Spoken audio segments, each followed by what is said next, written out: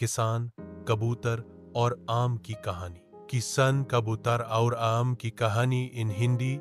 एक समय की बात है। एक छोटे से गांव में रामू नाम का एक गरीब किसान रहता था। वह मेहनती था, लेकिन उसके पास बहुत कम जमीन थी।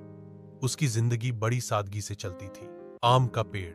रामू के खेत के किनारे एक पुराना आम का पेड़ था। वह पेड़ बहुत बड़ा था, लेकिन अब फल देना बंद कर चुका था। गांव के लोग कहते थे कि वह पेड़ अब बेकार है और उसे काट देना चाहिए, लेकिन रामू को उस पेड़ से लगाव था। उसने कहा, यह पेड़ मेरी छांव है, मेरी यादें हैं इसमें। कबूतर का बसेरा। एक दिन एक कबूतर उस पेड़ पर आकर रहने लगा। वह हर रोज रामू के लिए कोई न कोई दाना ले आता, कभी गेहूं का दाना, कभी चावल का। रामू यह देखकर हैरान था, लेकिन उसे खुशी भी होती थी।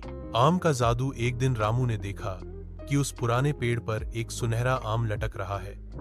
वह चौंक गया। उसने वह आम तोड़ा और जैसे ही उसने उसे छुआ, एक जादुई आवाज आई, रामू, तुम नेक दिल इंसान हो।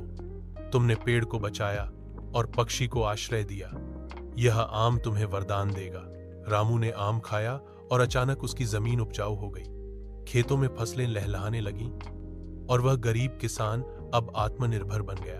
कहानी की सीख।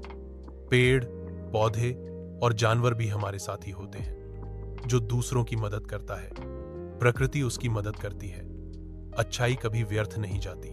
समाप्त। अगर तुम चाहो तो मैं इस कहानी को चित्रों के साथ या कविता के रूप में भी बना सकता हूं।